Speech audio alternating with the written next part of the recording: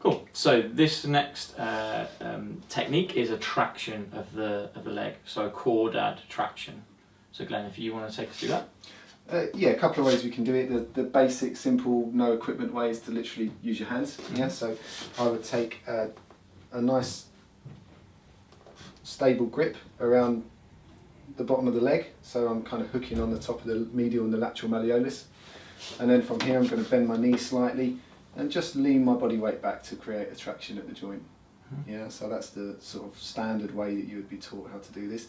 You can move the hip and find its open position. Yeah, so you'd want to be in a little bit of abduction, a little bit of flexion, and slight, into about here. So here there's the least amount of resistance on the joint. Yeah, so I'm pushing down here and I'm pulling. The other way you can do it is using the belt, and this is the way I like to use it.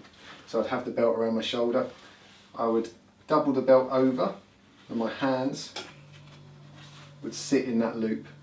Yeah, so then I can pass the foot into there.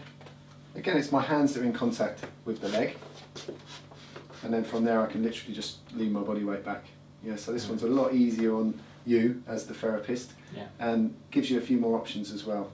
Quite a nice addition you can put on here is just a little gentle mobilisation into the hip joint whilst it's on traction as well, which I find easier with the belt.